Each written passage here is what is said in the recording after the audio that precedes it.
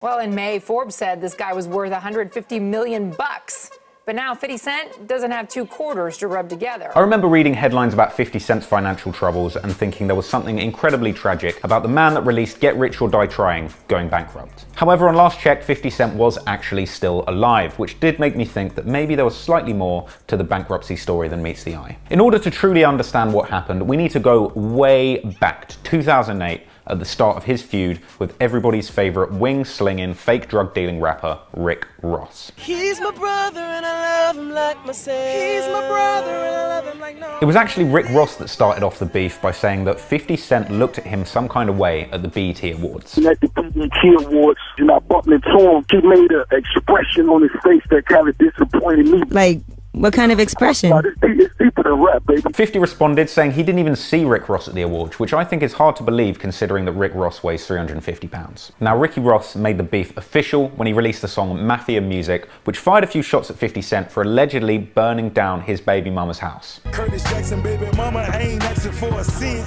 Burn the house down, you gotta buy another. Don't forget the gas can, jealous stupid motherfucker. January 29th, 2009, and 50 Cent comes out with a response to Mafia Music, his own disc called Officer Ricky. Officer Ricky, radio for backup. The next day, Rick Ross calls into Angela Yee's show and says that that response is trash and 50 has 48 hours to respond with something better. 24 hours later. Rick Ross, I'ma fuck your life up for fun. I paid for the transcripts to your court case. And now that I got your address, we'll be on your doorstep, Ricky. On that same day, 50 also releases the first episode of his Officer Ricky cartoon series. Damn, Rick, why you got me up in this motherfucker, man?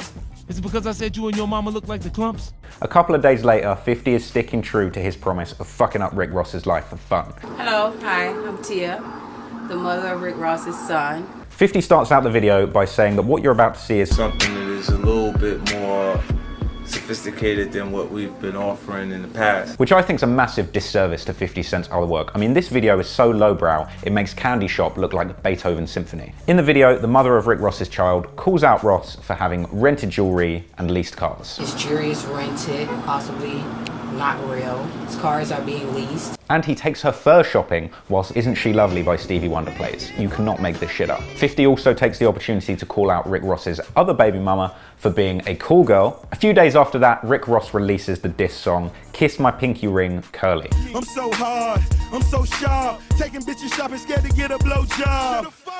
This song's accompanied by a music video of Rick Ross hanging out in New York with some miscellaneous goons. This song also featured what felt like several hundred lyrics accusing 50 Cent of being gay. Homo fag, dildos in your mouth. An allegation which seemingly becomes a big part of this beef from both sides. Faggot, faggot. Cal is a faggot too. 2 days after that, it's the 8th of February, and 50 Cent is dropping more content than Netflix. He puts out Officer Ricky episode 2, which shows how Rick Ross got a deal from Jay-Z. He then drops the first of a series of new comedy segments featuring a character that he's created called Pimpin' Curly. He said the motherfucker down south calling me Curly. This is basically just 50 Cent wearing a curly wig while shrieking about how much of a pimp he is and threatening Rick Ross on camera with a knife. Officer motherfucking Ricky, nigga, when I catch you, I'm gonna cut you. Then, along with his crew G-Unit, 50 Cent releases I'll Be the Shooter, which features so many shout-outs of different types of guns, the song might as well have been recorded in T.I.'s trunk. In response to this, Rick Ross essentially copies 50's idea of the animated diss video and releases his own version called Gay Unit Workouts, which I'm sure even the slowest of viewers can work out what that means. This entire video is basically just calling out G-Unit members for being gay. It also disses 50 Cent for allegedly using steroids, and also for some reason Rick Ross decided that this video was the perfect place to debut his new single with John Legend, Magnificent, over visuals of a cartoon G-Unit having a three-way gangbang. That same day, Rick Ross drops the diss track Push 'Em Over the Ledge, which is basically a 2-minute juice freestyle, mainly consisting of, you guessed it, homo gay. He mentions one specific rumor of G-Unit member Lloyd Banks being in a gay porno. You sucked your assistant dick on tape, Google it. Which I did a lot of digging on. I couldn't seem to find any evidence for that. But there was a guy that looks a little bit like Lloyd Banks appeared in a gay porno. The next day, 50 Cent puts out a video that's probably the most menacing thing I've ever seen in a hip-hop beef. I mean, this thing makes the story of Adidon look like the story of Balamory. He releases the video, A Psychic Told Me. This little poem I wrote for DJ Khaled.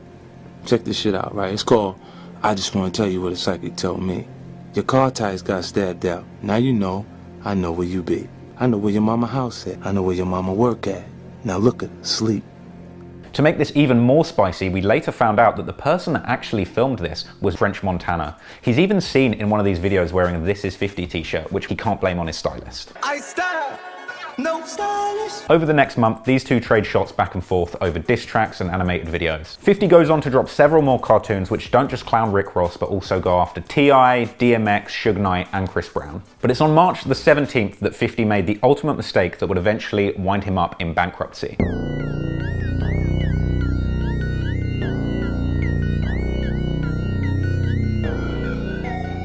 50 Cent actually leaks a sex tape starring Rick Ross's other baby mama, Brooke, with an introduction of himself in character as Pimpin' Curly and commentary throughout the entire video.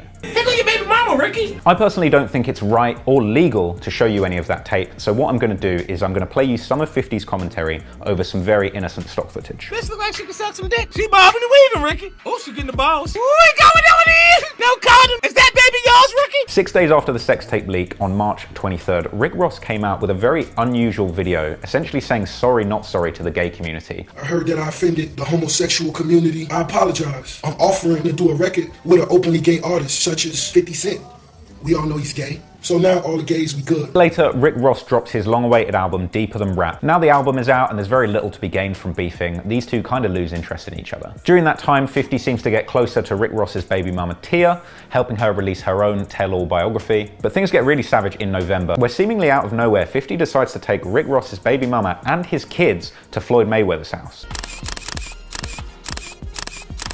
On real big boss things, You want to get into it? I've got to say, it's pretty painful to watch. I mean, it seems like 50 Cent treats Ross's kids better than his own. Give me my money, you little traitor. I thought you was down with me.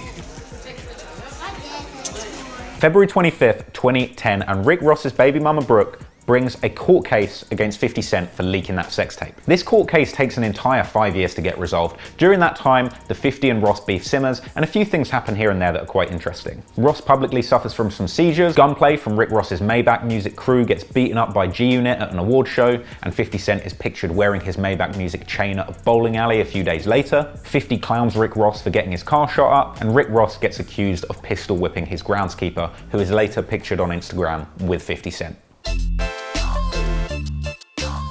5 years go by and it's in July 2015 that court case finally gets resolved and 50 loses. The court order 50 to pay $5 million to Brooke for the sex tape leak and $2 million in punitive damages. 3 days after losing that case, 50 Cent files for Chapter 11 bankruptcy. Now it's important to realize that there's a big difference between filing for Chapter 11 bankruptcy and filing for Chapter 7 bankruptcy. Chapter 11 is more about reorganizing your assets so that you can then end up making the payments that you owe, whereas Chapter 7 is a lot more about admitting that there's no way you can pay your payments. However, this didn't stop Rick Ross and the whole world from clowning on 50. If my first album was titled Get Rich or Die Trying and I filed bankruptcy, I guess his kidneys failed.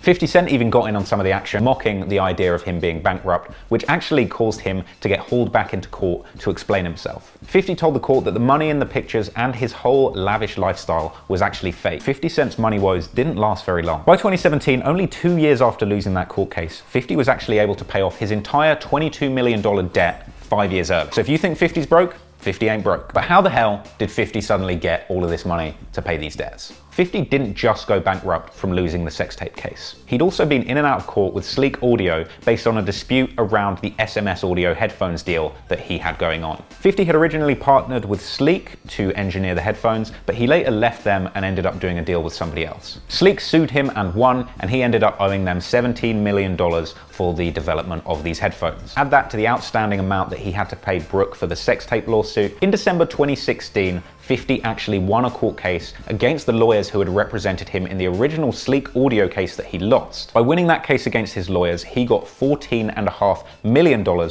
which he then combined with his own funds of $8.3 million to basically pay off the entire outstanding debt and get out of bankruptcy. Hot off the heels of that win, he decided to sue the lawyers from his sex tape case as well. Specifically, he argues that they failed to interview Rick Ross about leaking the sex tape before 50 did. Furthermore, he claimed that there was actually a conflict of interest between an old lawyer that 50 had in 2004 and Rick Ross's current lawyer. As far as I can tell, that court case is currently unresolved, but what I could find was that 50 is looking for $32 million from this case. Even though 50 beat bankruptcy, we can assume that he learned his lesson and he will never leak a sex tape ever again. Okay, I'm done. I hope you enjoyed that video. Make sure that you like and subscribe below. Hit that notification bell so you can see every single time I upload. And if you've been enjoying my work lately, I definitely recommend that you go and check out the Patreon account I've started. There's some really cool benefits on there that I think you will definitely like, and I would really appreciate your support so I can keep making these videos and hopefully I can upload more often. Thanks very much and peace out.